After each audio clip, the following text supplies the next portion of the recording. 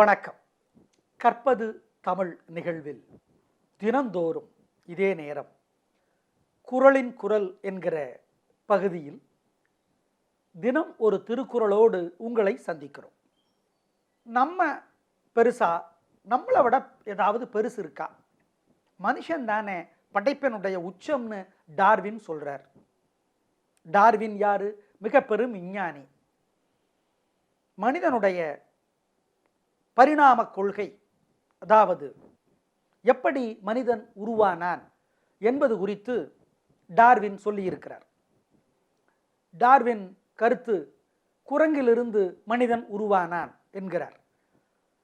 பல மனிதர்களுடைய செய்கைகளை பார்க்கிற பொழுது குரங்கிலிருந்து தான் மனிதன் உருவாகி இருக்க வேண்டும் என்று தோன்றுகிறது, உறுதியாக நம்பவும் தோன்றுகிறது.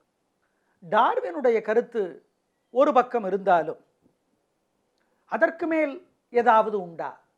மனிதனுக்கும் மேலான சக்தி உண்டா என்றால் திருவள்ளுவர் அப்படித்தான் சொல்லுகிறார். தனக்குவமை இல்லாதான் தாழ் சேர்ந்தார்க்கு அல்லால் மனக்கவலை மாற்றல் அரிது. மனசு அப்படின்னு ஒன்று இருந்துச்சுன்னா அதில் கவலைன்னு ஒன்று இருக்கும். குழந்தைகளுக்கு கவலை இல்லையா? ஒரு வயது வரை கவலை இல்லை. உளவியல் நிபுணர்கள், அதாவது குழந்தையினுடைய மனதை தெரிந்து கொண்டு அதற்கேற்றாற் போல நம்மை வழிநடத்துகிறவர்கள் என்ன சொல்லுகிறார்கள்? குழந்தைகளுக்கு 6 வயது வரை பெரிதாக கவலை இருக்காது. அதற்கு பிறகு கவலைகள் மெல்ல மெல்ல ஆரம்பிக்கின்றன.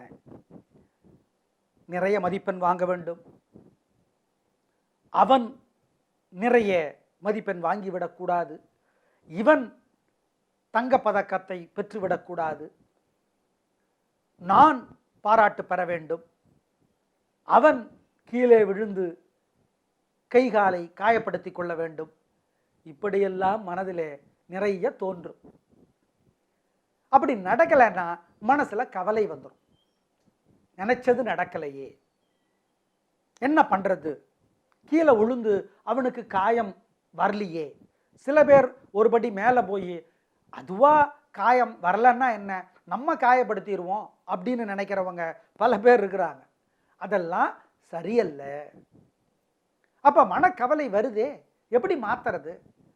மனசுங்கிற பெட்டியில கவலைங்கிறது ஒரு அழுக்கான விஷயம். மனசுங்கிறது ஒரு தங்க பெட்டி, தங்கத்தாலான பெட்டி. அதுல என்ன வைப்போம்? அங்க அந்த பெட்டியில நல்ல பொருட்களை தானே வைக்கிறோம்.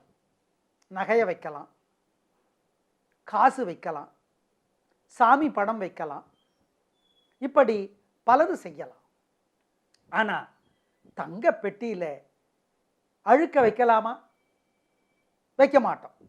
அப்ப மனசுங்கிற பெட்டியில கவலையை வைக்கலாமா? வைக்கக்கூடாது. ஆனா கவலைங்கிறது அதுவாக வருவது. நம்ம விருப்பப்படலைனா கூட அதுவாக உள்ளிருந்து வரும். சில விஷயங்கள் அப்படிதான். நெல்லுக்கு தான் விதைக்கிறோம் வயல்ல, களை அதுவாக முளைத்து வளருகிறது. நெல்லுக்கு ஊற்றப்படுகிற தண்ணீரை எடுத்துக்கொண்டு சூரிய வெளிச்சம், காற்று இதன் துணையோடு அதுவாக வளருகிறது இல்லையா?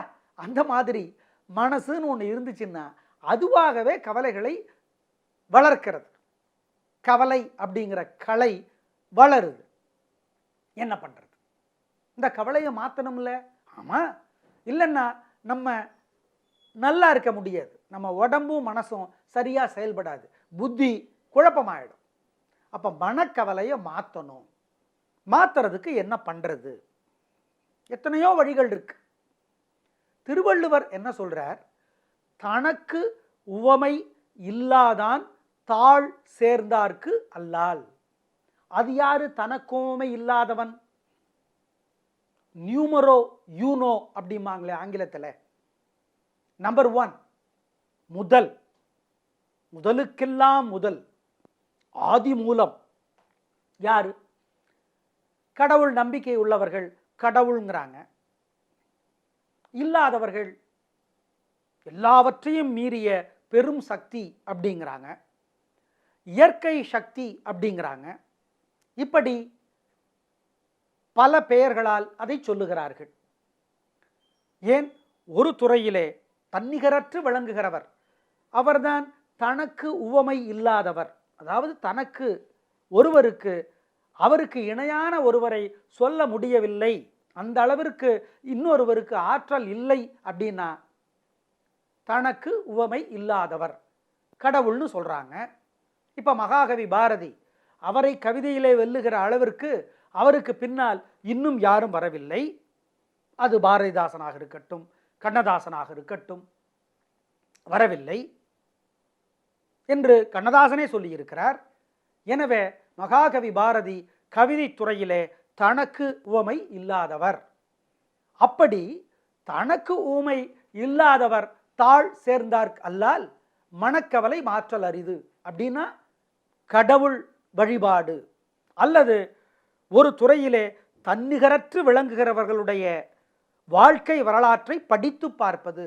தாழ் சேர்ந்தார் கல்லால்னா தாழ்னா காலடி அல்லவா? ஆமாம், அவரை சரணடைவது, அவரிடம் வழி கேட்பது, அவரிடம் ஆலோசனை கேட்பது, இந்த முறை நம்முடைய மனக்கவலையை மாற்றும்.